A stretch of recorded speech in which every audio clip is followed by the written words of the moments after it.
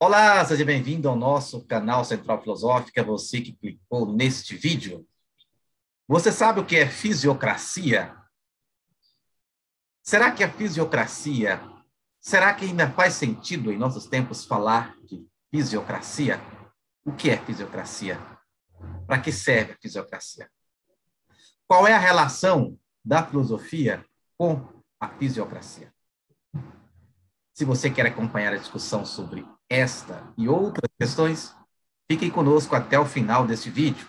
Meu nome é João Aparecido, sou professor de filosofia e, mais uma vez, seja muito bem-vindo aqui ao nosso canal Central Filosófica. Para tratar deste assunto, eu convidei um especialista no assunto, que é o professor Tiago Vargas, ele que é pós-doutorando da USP. Tiago Vargas, seja muito bem-vindo ao nosso canal Central Filosófica. Olá, João. Olá a todos e a todas que estão nos assistindo. E, João, agradeço o convite para falar um pouquinho sobre fisiocracia aqui no seu canal. Bom, o Tiago, como eu falei, ele é especialista no assunto e ele tem um livro, né? Ele tem um livro publicado nesta área e é em cima desse livro que nós vamos conversar aqui, né? Tiago, fala um pouquinho qual é o título do livro, mostra para a gente aí qual. Claro. Obrigado, João. Bom, o livro se chama A Filosofia da Fisiocracia, Metafísica, Política e Economia. Vou mostrar aqui a capa. Ele foi editado pela editora Discurso editorial junto com a República do Livro. Ele faz parte de uma coletânea que chama Convite à Reflexão. Depois eu vou falar um pouquinho mais sobre ela. Diversas pessoas já publicaram livros, professores nessa coletânea, que visa, de certa forma, introduzir um determinado tema, um determinado assunto a um público interessado em filosofia, mas um pouco mais amplo, né? E, na verdade, esse livro ele faz parte de uma pesquisa que eu faço na fisiocracia há aproximadamente 8, 9 anos. E a gente vai falar um pouquinho sobre isso depois. Certo. Muito obrigado, Tiago, mais uma vez, por ter aceito o meu convite. Mas antes de nós iniciarmos a nossa conversa, você que clicou no vídeo, deixe o seu like nesse vídeo, perguntas, comentários, inquietações, pois o seu comentário poderá gerar uma nova discussão. Compartilhe esse vídeo com mais pessoas, pois aquilo que é bom é para ser compartilhado. E se você ainda não é inscrito nesse canal, se inscreva agora neste canal e clique, acione o sininho para você ser notificado de todas as novidades que semanalmente são postadas aqui neste canal. Vamos lá, Tiago. Então vamos começar pelo assunto, pelo tema, né? Pelo termo fisiocracia. O que é fisiocracia? Será que ainda faz sentido falar de fisiocracia em nossos tempos, nos tempos atuais? Porque, veja bem, uma ideia muito rápida de fisiocracia, uma pesquisa rápida no Google, se você faz, né? Fisiocracia está ligada à ideia da economia, que ela opera a partir de, digamos que, de normas naturais, né? Seria uma espécie de physis, né? Guiando a economia. Por isso eu pergunto, faz sentido falar ainda nisso? Ou seja, será que hoje não temos uma economia mais pragmática, uma economia que opera a partir de regras, normas mais flexíveis que variam constantemente, né, de acordo com interesses? Né? Por isso eu pergunto, aliás, é uma problematização que eu te lanço para a gente iniciar a nossa conversa. Bom, em primeiro lugar, a fisiocracia, o que é fisiocracia, né? A fisiocracia ela foi um grupo de pensadores que surgiu em meados do século XVIII na França, entre 1750 e 1760. Ela foi a primeira escola cujos integrantes passaram a se auto-intitular como economistes, ou seja, como economistas. Esse grupo de intelectuais franceses, ele era constituído por filósofos, por editores, por negociantes, por nobres, por clérigos, que eram liderados por uma figura, François Quesnay, que era também um médico da corte, e que, a partir de 1756, passa a colaborar com a enciclopédia do Diderot e do D'Alembert, com artigos sobre economia. Então, a fisiocracia teve um período de auge a partir da década de 60, quando ela passa a praticamente dominar o cenário intelectual parisiense, sobretudo no ano de 1767, E, em certa medida, também um cenário europeu, com textos relativos a questões sociais, políticas, econômicas, para logo depois, na década de 70, ela já se desfazer. Então, é uma escola que se fez e se desfez muito rapidamente. Bom, quanto ao nome de batismo da fisiocracia, ele foi dado pelos próprios fisiocratas e, mais especificamente, por um fisiocrata chamado Pierre Samuel Dupont de Nemours, chamado geralmente de Dupont, que em 1767 vai organizar e vai ser publicado em 1768 uma coletânea de textos do François Quesnay, que era esse líder da fisiocracia.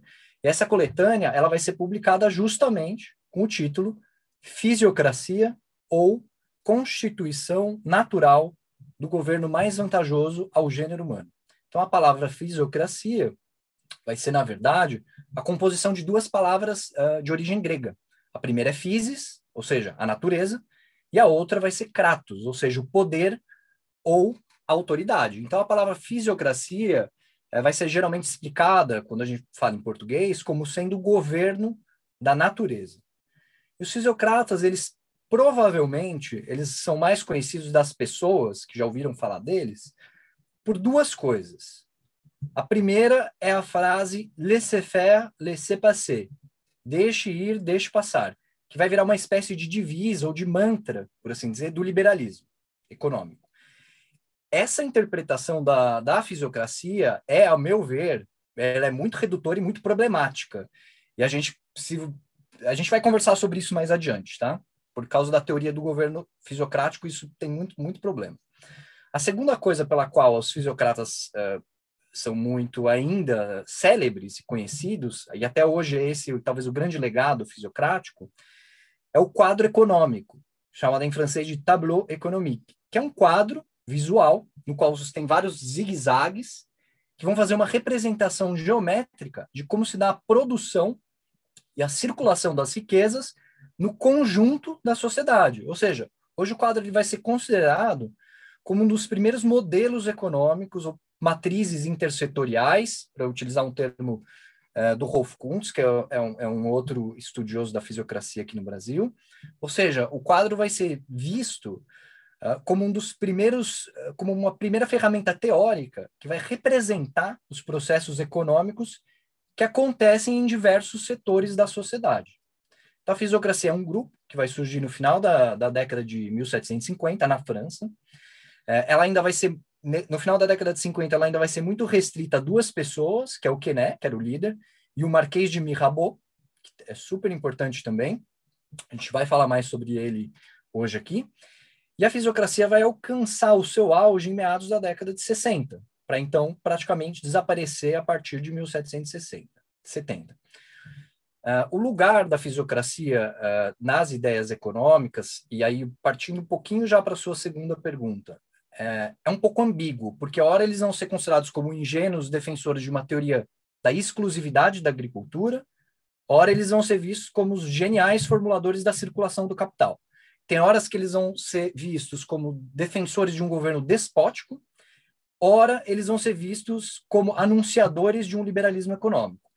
De modo geral, os fisiocratas eles vão acabar por influenciar economistas de diversas correntes. Eu poderia citar vários aqui, mas para a gente ficar com um exemplo clássico, o Marx, na sua Teorias da Mais-Valia, ele considera os fisiocratas como os primeiros a terem feito uma análise do capital, e por isso o Marx considera o Quesnay e os fisiocratas como os verdadeiros pais da economia política moderna. E o que talvez eu acho mais importante destacar nessa pergunta que você fez, o que é, né, a fisiocracia, é que o Quesnay e os seus discípulos, eles vão constituir uma filosofia rigorosa que vai ter como fundamento a defesa de uma ordem natural e física, que vai conter as leis materiais de produção e reprodução das riquezas. E essa ordem, ela seria totalizante e ela vai regular todo mundo. Ela vai regular a sociedade, o comportamento dos indivíduos, a produção, inclusive essas leis de circulação das riquezas. Tá? Para tentar explicar melhor isso que eu acabei de dizer, eles foram a primeira escola de filosofia, na verdade, em que a economia assumiu um papel importante, se não decisivo. Então, finalizando essa primeira parte da sua primeira resposta, né, a sua pergunta, entrando um pouco no tema do livro, para que a reflexão sobre economia pudesse existir, os fisiocratas eles vão elaborar um sistema filosófico, isso é, eles são filósofos. E essa filosofia ela vai ser fundada em dois pilares, sobre os quais nós certamente vamos voltar a falar aqui nessa nossa conversa. O primeiro pilar vai ser uma metafísica, que no século XVIII pode ser compreendida como uma reflexão sobre a origem e o progresso dos conhecimentos humanos. E o segundo pilar vai ser o justnaturalismo, ou seja, uma teoria que sustenta a existência de leis naturais, nas quais nós encontraríamos, isso é uma ênfase dada pelos fisiocratas, as leis materiais que regem a economia. E o livro busca mostrar exatamente que o pensamento econômico, ele é em boa parte resultante, por assim dizer, dessa reflexão filosófica conduzida por Quesnay e os seus alunos. E que a fisiocracia, então, ela vai ser uma doutrina que se apoia tanto em uma teoria do conhecimento, que eu chamo de metafísica, porque ela também tem outros elementos de metafísica, tá? A gente pode falar sobre eles depois. Quanto numa reflexão sobre o direito natural, e que ambas juntas, metafísica e política, vão desaguar e vão formar uma concepção do que é o campo econômico. Então, daí o subtítulo do livro, Metafísica, Política e Economia. Essa é a primeira resposta, por assim dizer, a sua primeira questão, né? Você me fez uma outra questão, é a atualidade da fisiocracia. A fisiocracia tem uma atualidade, se a fisiocracia tem uma atualidade, né? Olha, eu acho que a gente pode dizer que os fisiocratas, eles possuem uma atualidade em diversos sentidos, diversas camadas de importância. Uma primeira coisa que, embora para nós, enfim, pode parecer banal, mas que não é algo menos importante, é que os fisiocratas, eles inventam a figura do economista. Ou seja, aquele que se dedica a compreender as leis econômicas, mas sempre tendo em vista as nações, as sociedades, os indivíduos. E, além disso, se hoje a gente pensa economia como um todo, isso é como um campo que tem que abranger todas as classes de uma sociedade, incluir nessa análise aspectos sociais, políticos, tributários e por aí vai, isso se deu graças aos fisiocratas, em grande parte, né? Então, o quadro econômico, como eu já mencionei, ele vai tentar condensar e mostrar exatamente isso. Ou seja, a economia ela tem que ter uma visão global sobre a sociedade, sobre como ela funciona, como as riquezas circulam e são produzidas. Uma outra atualidade que eu acho que é da fisiocracia é a ideia de que é preciso pensar numa teoria do desenvolvimento e uma teoria da técnica para fazer com que a produção de alimentos, por exemplo, possa suprir a demanda, garantir certa segurança alimentar para um país e evitar a fome. E a maneira como os fisiocratas vão fazer isso, para a gente, hoje em dia, vai parecer bem anacrônica. Mas eu vou tentar explicar rapidamente depois a lição que a gente pode tirar dela. Porque quando o Quesnay escreve o verbete Arrendatários, que é o primeiro verbete de economia política, junto com Grãos, que ele escreve para a enciclopédia, ele divide a economia, por assim dizer, do campo em dois grandes modelos de produção. O primeiro é o que ele chama de pequena cultura, que é feita pelos meeiros, que não têm muito dinheiro, que dependem do proprietário e que utilizam força dos bois para plantar e colher, né, as suas produções. E a outra categoria é o que ele chama de grande cultura, que são literalmente o que ele chama de entrepreneur, que são os empreendedores, que são os arrendatários que têm dinheiro, que já têm um aporte para investir no campo.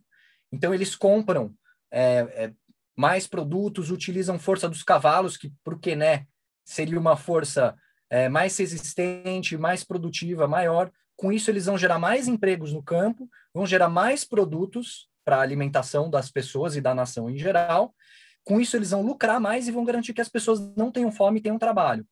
Então, o que eu falei parece meio anacrônico, falar, pô, a divisão entre, sei lá, boi e cavalo pode parecer meio estranho para a gente. Mas o que ele está pensando, na realidade, é como o desenvolvimento técnico e tecnológico ele pode ajudar a gente a pensar como aumentar a produção.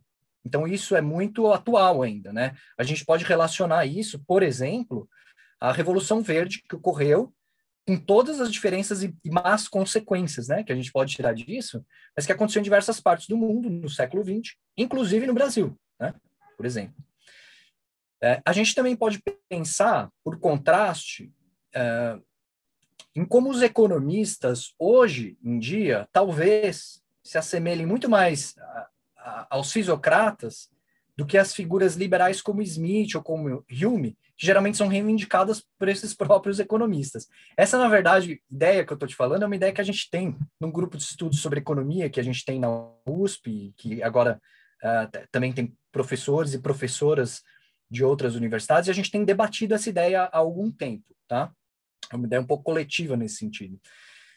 Eu digo isso por quê? Porque os fisiocratas, eles vão defender que existem leis naturais que são fixas, que são imutáveis, e que a única pessoa habilitada, por assim dizer, a conhecer, a interpretar e a aplicar essas leis na sociedade é o economista. Ou seja, embora a fisiocracia ela tenha uma teoria política muito forte, muito particular, é com a fisiocracia que a economia vai passar a tomar o espaço da política. Porque a política ela vai deixar de ser o campo do debate, do conflito e do consenso, para quê? Para começar a se tornar apenas o campo que garante a aplicação das leis interpretadas e aplicadas pelos economistas. Então, talvez a figura hoje em dia do economista ela é muito mais próxima dos fisiocratas do que de outras, enfim, imagens que a gente possa ter. Então, de forma geral, para finalizar essas duas perguntas, eu acho que estudar a fisiocracia hoje em dia é importante porque os fisiocratas eles não são uma mera curiosidade histórica. Eles vão descobrir e vão criar algumas ideias que até hoje nos acompanham e que servem para nos ajudar a refletir sobre qual é o papel da economia para a sociedade. Você propõe no seu livro, né, o que te motivou a escrever esse livro, né? Uhum. Principais e como elas podem ser úteis, né, para a gente pensar a nossa atualidade. Se você me permite, eu colocar, claro que ao falar ao falar aí do seu livro, certamente você já vai responder essa pergunta, talvez. E a outra questão é a questão quando você lança a questão da metafísica, né? Bom, desculpa a questão, se eu estou sendo leigo, eu sou leigo no assunto, mas pensar essa relação economia e metafísica, né? Como isso pode ser pensado? Bom, certamente você já vai responder isso, né? E tal, eu creio que isso já faz parte das ideias centrais do seu livro. Talvez estou sendo redundante colocando essas questões para ti.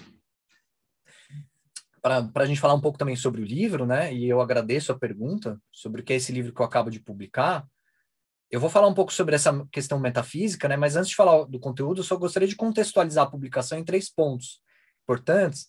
Que o primeiro, esse livro ele é fruto de uma pesquisa, né?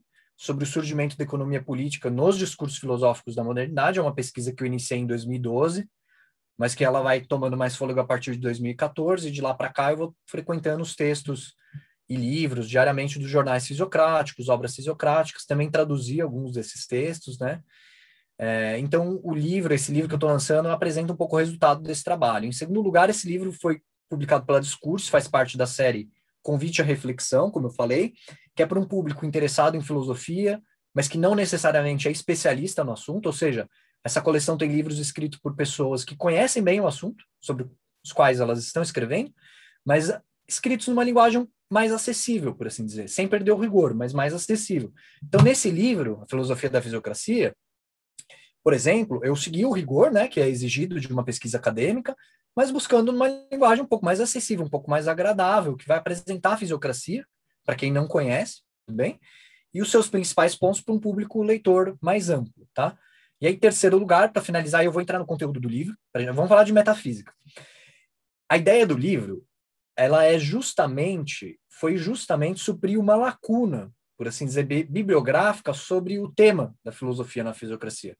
Que embora a gente encontre textos sobre a fisiocracia nos manuais de história do pensamento econômico, em geral, os pressupostos filosóficos, políticos e morais dessa escola de economia, eles são negligenciados, né? E aí, na verdade, no Brasil, a gente tem a sorte, né, de ter pelo menos 3 ou 4 aí, excelentes escritos sobre o tema, né? Sobre as ideias filosóficas da fisiocracia. A gente tem o livro do Rolf Kuntz, que foi publicado em 1982 pela Brasiliense, que se chama Capitalismo e Natureza, um ensaio sobre os fundadores da economia política moderna, é alguma coisa assim o subtítulo. A gente tem o livro do Maurício Coutinho, que fez inclusive a orelha do meu livro. Ele é professor de economia do Instituto de Economia do Unicamp. Ele tem um livro que chama Lições sobre Economia Política, de 1993, se eu não me engano, e também tem um artigo do Luiz Roberto Monzani, que é a noção de ordem, as raízes da noção de ordem na fisiocracia, que foi publicado pela revista Discurso. Então, mas assim, apesar disso, nas últimas décadas não tem nem no Brasil, por assim dizer, e nem em outros lugares, estudos muito sistemáticos, por assim dizer, ou muitos escritos sobre os aspectos filosóficos da fisiocracia. Na França tem um pouquinho mais, tá? Mas a gente, assim, por assim dizer, esse meu livro eu tentei também oferecer para os leitores e para as leitoras pelo menos um mapa geral do que é a fisiocracia, quais são os seus principais textos e como ler esses textos, tá? Aí, dito isso, vou falar um pouco do conteúdo do livro, né? Eu vim aqui um pouco para falar sobre isso. Eu acho que o subtítulo, como eu já disse, é importante, porque ele fala metafísica, política e economia. Eu acredito que muita gente, quando lê economia e metafísica numa mesma frase, deve ficar curiosa. Alguns vão ficar chocados, né? Mas a verdade é que a fisiocracia se funda exatamente em dois pilares, tá? Para elaborar a sua reflexão econômica, como eu já disse. Um pilar é o metafísico, ou seja, que existe uma ordem natural e material que é criada por Deus e que a gente tem que conhecer e elaborar uma teoria do conhecimento para conhecer essas leis, tá? Isso é o método científico da metafísica fisiocrática, tá? E o outro pilar é o político, como eu já falei, que essa ordem ela tem leis que juntas vão formar um corpo de leis, que chama de o direito natural, né? E nessas leis existem leis econômicas, como, por exemplo, as leis que determinam que a produtividade ela é exclusiva da agricultura. Então, de forma geral, o intuito do livro vai ser destacar esses aspectos filosóficos que vão permitir a formação desse sistema, desse corpo conceitual, dessa gramática para que a economia possa surgir, né? E aí eu dividi o livro em uma introdução geral, que é em que eu apresento esse debate sobre os débitos que a economia possui junto à filosofia, contextualizo como a fisiocracia é vista nessa discussão, e para explicar como a fisiocracia é um sistema formado por metafísica, política e economia, eu dividi o livro em 4 capítulos, que vão seguir uma análise ao mesmo tempo cronológica de quando os textos foram sendo publicados e lógica. Então, eu vou mostrando como a escola vai se constituindo através do tempo, mas sempre mostrando como os textos trabalhados eles vão incorporando determinadas ideias e por aí vai. A primeira ideia é essa, é a metafísica, que, como eu disse, ela vai ser compreendida como uma teoria da origem, do progresso e da organização dos conhecimentos humanos. O que é essa metafísica, né? Ela é uma teoria do conhecimento fisiocrático que vai ser elaborada durante décadas, que ela está presente, sobretudo, em 2 textos do Quesnay, tá? Que eu apresento no meu livro. Sim. O primeiro... Desculpa. Desculpa eu te interromper, mas Não, tem, imagina. Quando você fala da metafísica como fundamento da fisiocracia, essa ordem criada por Deus, eu te pergunto como que essa ideia foi percebida ou se não foi falada durante a Idade Média, durante ali o período da escolástica, enfim, durante a Idade Média. A gente pode ir retraçando a noção de ordem até chegar à Idade Média, talvez até antes, né? Por exemplo, o Schumpeter, que é um historiador das ciências econômicas que eu já citei aqui, ele trata de questões escolásticas para tentar separar, falar, ó, isso é economia, isso não é, tá? Ele trata isso até longamente lá no livro dele, tá? O importante é que a noção de ordem na fisiocracia ela vai ter algumas particularidades. Ela vai vir também, claro, de uma metafísica que vai ser elaborada no século XVII, tá? Sobretudo cartesiana, mas ela é nitidamente de inspiração malebranchiana, ou seja, de um filósofo que chama Nicolas Malebranche, tá? Essa metafísica, como eu estava dizendo, ela está presente em 2 escritos do Quesnay. O primeiro é um livro de medicina, de fisiologia que ele escreve, que se chama Ensaio Físico sobre Economia Animal, que foi publicado em 1736 e depois com adições em 1747. O que é essa metafísica que ele apresenta ali nesse texto? Ali ele vai falar assim, ele vai sustentar uma teoria sensualista, ou seja, que os nossos conhecimentos derivam das sensações que a gente recebe das coisas, ou seja, sensações que a gente recebe através do tato, da visão, da audição, tá? E aí o outro texto que ele vai desenvolver essa teoria, que todos os nossos conhecimentos advêm da sensação, vai ser o verbete evidência, que vai ser publicado na Enciclopédia em 1756, e que vai ser um texto-chave da doutrina fisiocrática. Tá? Nesse verbete, evidência, o Quesnel vai retomar essa ideia de que todos os nossos conhecimentos derivam das sensações, mas ele vai adicionar a isso uma ideia malebranchiana, ou disse, do Nicolas Malebranche, que é a ideia de ocasionalismo. Então, grosso modo, pelo ocasionalismo, ele vai explicar que os eventos que acontecem na natureza, por assim dizer, inclusive os movimentos que causam as sensações, eles têm que ter uma causa primeira. E essa causa primeira é Deus, tá? É Deus que causa os movimentos nas coisas. E eu vou tentar explicar um pouco como esse argumento se desenvolve no texto e como ele vai desaguar na economia, tá? O Quesnel, então, ele vai dizer o seguinte, no verbete, né? Os nossos conhecimentos naturais, todos eles vêm das sensações. Ok. A gente recebe sensações das coisas e a gente pode conhecer as coisas através das sensações que a gente recebe. Mas os objetos ou coisas que causam essas sensações em nós, eles vão fazer isso como? Através de movimentos. Ou seja, a sensação de calor que chega até a gente, por exemplo, chega, segundo o Quesnel, através de um movimento. Um movimento que chega e se imprime, por assim dizer, na gente, tá? Mas, porque, né, o movimento não é próprio das coisas, não é um atributo essencial das coisas, não é um atributo essencial dos objetos. Porque essa ação, na verdade, esse movimento, ele tem que ter uma causa primeira, tá? Então, as coisas que causam sensações em nós, que são a origem primeira das nossas sensações, esse movimento não vem das coisas. Essa causa primeira é Deus, tá? Porque, né, Deus é essa figura fundamental para explicar de onde que vem os nossos conhecimentos.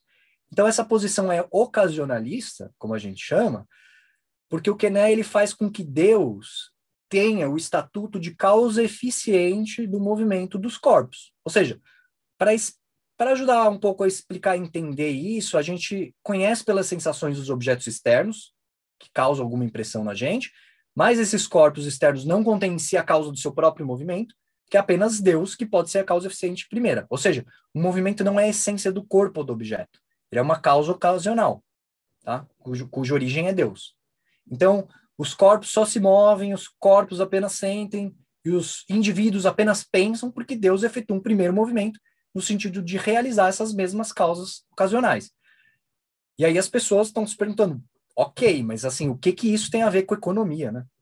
Bom, vai ser uma longa viagem até a gente chegar lá.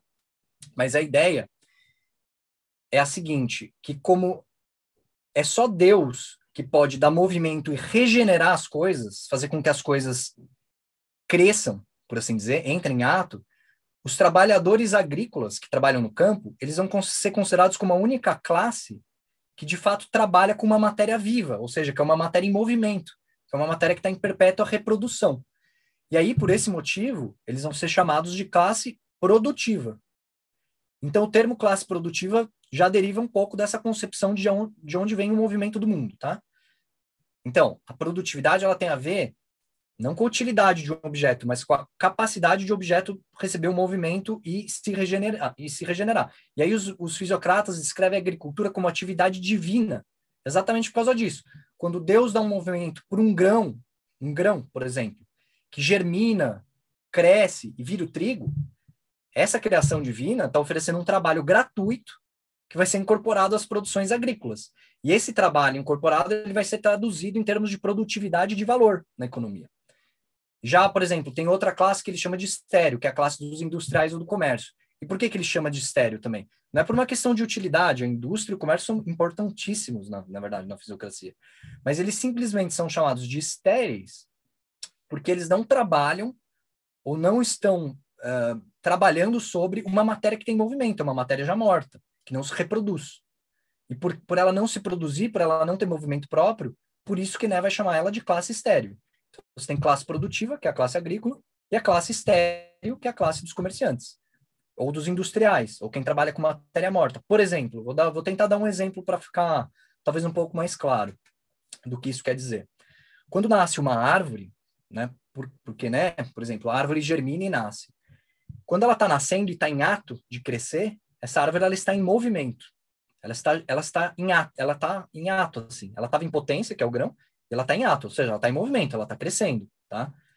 Quando o trabalhador vai lá e corta, um lenhador vai lá e corta, por exemplo, essa lenha, segundo o Quesnay, ele está trabalhando, por assim dizer, numa atividade produtiva, tá? Estou falando bem grosso modo, mas ele está trabalhando numa atividade produtiva, porque ele está trabalhando numa matéria que está em movimento. Essa matéria está em movimento porque Deus deu um movimento para ela, tá? Quando ele corta essa madeira e ele vende essa madeira, por exemplo, para um carpinteiro, o Quesnay vai falar que esse carpinteiro, ele participa da classe estéril, porque essa madeira, ela já não está mais em movimento, ela já não está mais se reproduzindo. O ato dela já terminou, ela já não tem um primeiro movimento. E é por isso que ela vai ser chamada de estéril, porque ela não se reproduz, entendeu? Então, com isso, e aí isso eu explico com muito mais calma e muito mais vagar e mostrando como isso se dá nos textos, claro, mas com isso, só para tentar dar uma ideia, a gente começa a ver que o próprio batismo das classes econômicas, né, como a gente chama hoje, que os fisiocratas já chamaram com algumas diferenças, né, de classe também, né, classe produtiva, classe estéril, tem esse fundo metafísico primeiro, tem a ver com movimento, tá? E esse é um ponto muito importante. E aí o segundo ponto vai ser a política fisiocrática, que é o justnaturalismo, ou seja, existe um direito natural, um conjunto de leis que vem da natureza, e que é preciso conhecer essas leis para que a sociedade possa ser bem organizada, tá? Porque o Quesnay, ele acredita que Deus criou o mundo, Deus criou uma ordem que tem leis materiais de reprodução da riqueza, que é preciso a gente conhecer essa ordem, tá? Primeiro, o que ele precisou fazer? Uma teoria do conhecimento para mostrar como é possível a gente conhecer as leis do justnaturalismo. E essa teoria do conhecimento, que é uma metafísica, né, se chama evidência, tá? Então, é basicamente isso. Bom, tudo bem. A gente criou uma teoria de como conhecer as leis. Conhecemos as leis, mas o que essas leis dizem, né? Esse é o segundo ponto, é o justnaturalismo, é o estabelecimento, é uma jurisprudência, é como se fossem jurisconsultos mesmo, das leis naturais da economia. E aí, nesse ponto, em geral, os fisiocratas vão seguir Locke, tá? Em muitos pontos, assim, Locke é um autor importantíssimo para os fisiocratas.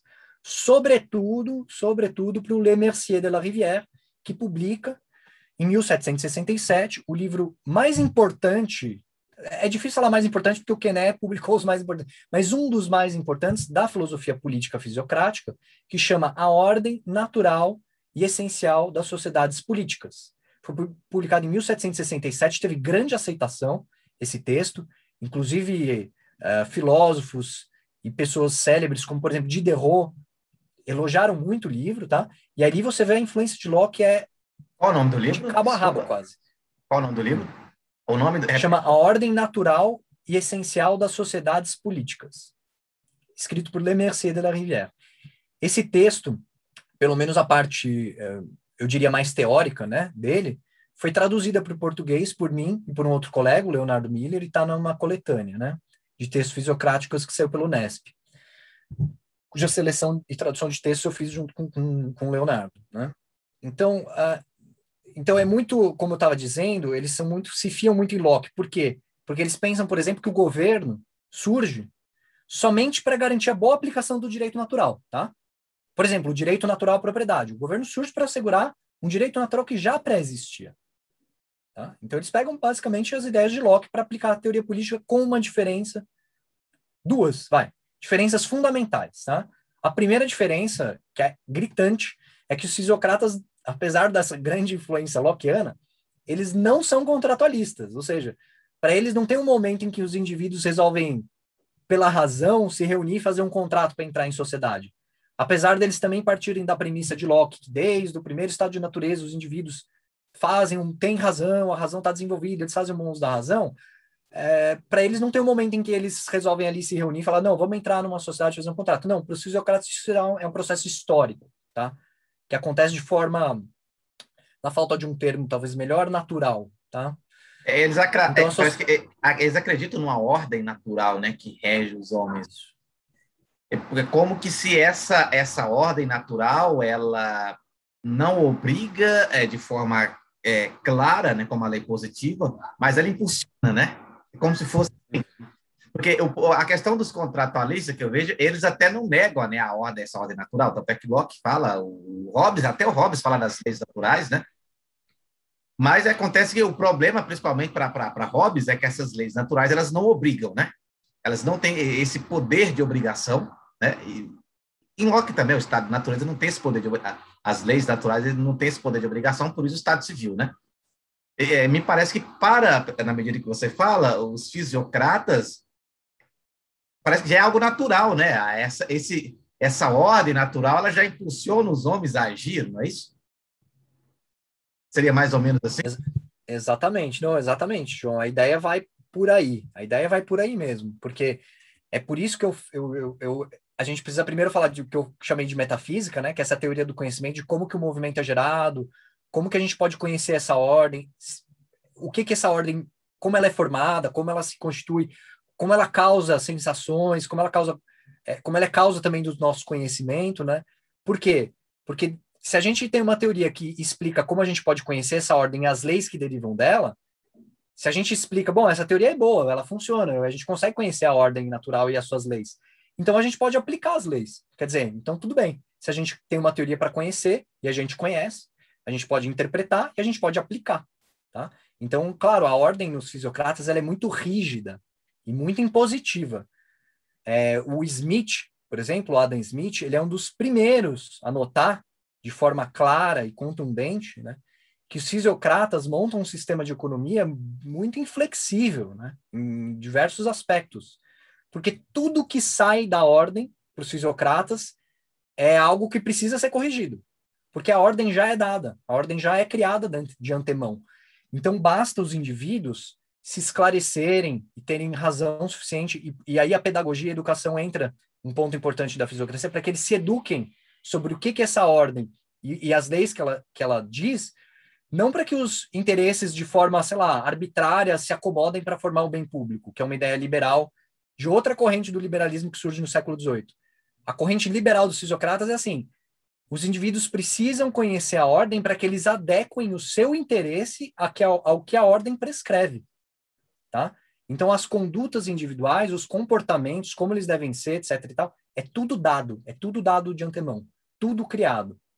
E isso é muito importante que você perguntou e ressaltou, porque ele vai desaguar numa teoria política fisiocrática. E aí é porque eu falei que aquela questão do laissez-faire, laissez-passer, ela é muito problemática, porque os fisiocratas, eles advogam, sustentam uma teoria política que defende o despotismo legal, que é uma coisa chocante, né? Quando a gente lê despotismo legal. Basicamente, a ideia é a seguinte: a gente tem a tripartição clássica, né, das formas de governo, a gente tem democracia, monarquia e aristocracia, certo? E aí, no século XVIII, e durante todos os séculos, cada um vai adequando, por exemplo, as diferentes formas de governo. Vou dar um exemplo bem clássico também, Montesquieu, no Espírito das Leis, publicado no final da década de 40. Ele fala que existe a república, que pode ser democrática ou aristocrática. Existe a monarquia, que é o governo de um só, mas regrado pelas leis feitas pelo país. E existe um terceiro tipo de governo, que é o governo que o Montesquieu vai criticar durante o livro inteiro no Espírito das Leis, que é o despótico, é o despotismo. Despotismo é quando um só governa, como na monarquia, só que sem leis. Ele governa pelo seu próprio capricho. Tá? Para os fisiocratas, o despotismo legal não é isso, quando um só governa por seu capricho, por sua lei. O despotismo legal é o despotismo da ordem natural. A ordem natural é despótica, porque ela exige que ela seja aplicada. Se ela não for aplicada, você cai em erro. Por isso que o modelo fisiocrático é o modelo da China no século XVIII. É o modelo da China. Então, o Quesnay, por exemplo, ele tem uma obra muito importante que se chama exatamente O Despotismo da China, em que ele explica por que o despotismo legal, por assim dizer, junto com essa obra do Le Mercier que eu acabei de falar, é o modelo ideal para a fisiocracia, porque é o governante que, como se fosse um economista, ou que é aconselhado por economistas, vai impor a aplicação das leis econômicas. Porque aí tem um caráter um pouco autoritário mesmo, né, da fisiocracia, que talvez, e eu digo isso, claro, com muitas nuances, assim, mas que talvez tenha um certo resquício de como se pensa economia hoje, né? A gente pensa economia muito como... É uma ciência muito complexa, muito interessante, muito difícil de se fazer, né? Mas, em geral, por exemplo, quando a gente vai falar de política econômica, e tem um debate imenso, né? Você tem, por exemplo, uma corrente que é muito ortodoxa, vai, por assim dizer, e que fala, olha, as regras da economia falam isso e você tem que aplicar esse receituário. Se você não aplicar esse receituário, tá fora da ordem, então tá errado. Você entende? Então, é por isso que eu falei no começo, nesse sentido, muitos economistas hoje em dia são muito parecidos com os fisiocratas, que apesar deles não falarem de ordem, ainda existe uma noção de, assim, de, o receituário é esse, ele tem uma certa ordem. Se você não Sim, aplica ele sim, como ele deve ser, sim. quer dizer, É, você está causando um erro, não tá? há uma ordem, Então, não há uma ordem, eles não falam que há uma ordem natural, mas está implícito na fala que eles pressupõem essa ordem, né? Há uma ordem das coisas. exatamente, exatamente. Por isso que você vê, a gente começa a ver que a fisiocracia não está tão distante da gente quanto a gente inicialmente poderia imaginar, né? É claro que, como você mesmo disse, hoje você não vai empregar um vocabulário metafísico. Fala, olha, Deus fez uma ordem que tem leis da economia. Eu, como economista, eu entendi as leis da economia, eu vou aplicar isso. Se vocês não deixarem aplicar, vai dar erro, vai dar tudo errado, o país vai ficar mal, etc e tal. Bem, nos Eles não países pegam esses teocráticos termos. talvez sejam assim, né? Ou no Brasil, Talvez, sim. o Brasil não está tão distante se você for puxar pelo modelo de política que se tem. Não está tão distante de se fazer essa narrativa. Exato, você ainda tem permeado, por assim dizer, no discurso econômico, na compreensão que as pessoas têm da economia, porque ela é uma ciência. A economia contribuiu muito, né, como ciência para a humanidade, para a sociedade e para os outros campos de conhecimento também. Inclusive a filosofia bebe muito, né, da economia, depois que ela se emancipa da filosofia. Mas, por outro lado, é preciso pensar também quais são os pressupostos que movem, por exemplo, a economia, ela se aplica sobre uma sociedade, ela se aplica sobre seres humanos, né?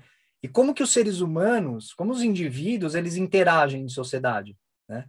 Eles têm uma propensão, por exemplo, natural para troca ou não? Eles têm uma propensão natural a serem sociáveis através, sei lá, de compra e venda ou através de negócios ou não, né? Será que, por exemplo, as trocas tais como elas são hoje, o sistema de finanças tais como ele é hoje montado, ele atende, por exemplo, os anseios dos indivíduos, das sociedades? De que forma que isso é feito? Então, se a gente for começar a pensar, existem, é isso como eu falei, apesar do caráter analítico e científico que marca boa parte do campo da ciência econômica, ela ainda conta, porque ela é uma ciência humana, com determinados pressupostos antropológicos, políticos, filosóficos, sociológicos, que a gente precisa discutir, entendeu? Que a gente precisa discutir. E que faz com que as pessoas também entendam que a economia, isso talvez faria, né? E faz com que as pessoas entendam que a economia está muito mais próxima delas do que pode parecer. Porque também existe um discurso, e aí é um pouco ideologia, né? Se você coloca, claro, uma ciência que é compreensível por poucas pessoas, mas que ela lida diretamente com a sociedade, e você não explica muito bem para a sociedade, você fala assim, ó, você tem que aplicar, você vai ter problema. Aí pode até ter até negacionismo científico, às vezes vem daí, sabe? De uma não divulgação, por assim dizer, da ciência, né? Ou uma não compreensão, não esclarecimento público, por assim dizer.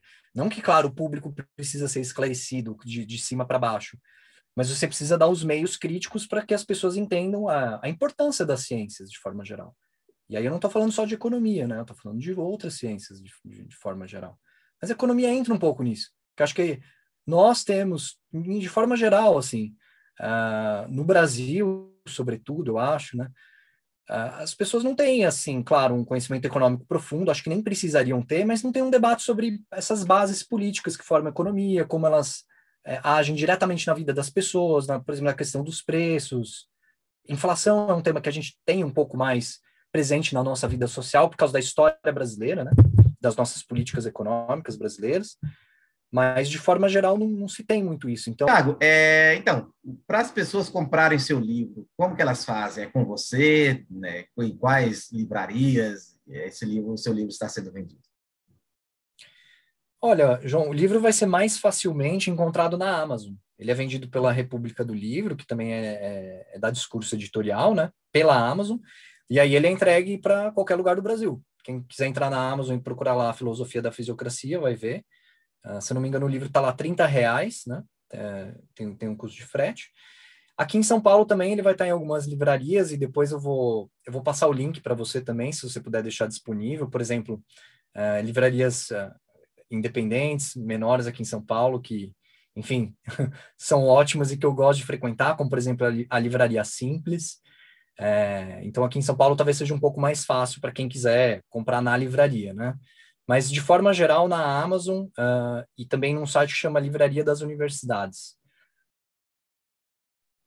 Certo. Ok, Tiago. Eu agradeço a sua disposição, a sua disponibilidade, né, de estar aqui abrilhantando o meu canal, falando aqui do seu livro. Não só falando do seu livro, mas acabei te fazendo falar de outras coisas, né? Talvez você não traze no seu livro, mas que está ligado ao tema do livro. Fico muito feliz e grato por você ter aceito o meu convite de estar aqui no meu canal falando desse tema, que, sem dúvida, é muito pertinente, né? Não só no campo teórico, mas, sobretudo, no campo prático. Muito obrigado pela sua participação aqui no meu canal. Obrigado, João. Obrigado pelo convite e a conversa foi ótima. Espero que as pessoas que estejam assistindo possam, enfim, aproveitar também esse diálogo que a gente teve. Gratidão, Thiago. Para você que nos acompanhou até agora, meu muito obrigado. Se você se esqueceu, deixe o seu like nesse vídeo, comentários, perguntas e inquietações. Compartilhe esse vídeo com mais pessoas, pois aquilo que é bom é para ser compartilhado. Um meu abraço e nos veremos no nosso próximo vídeo.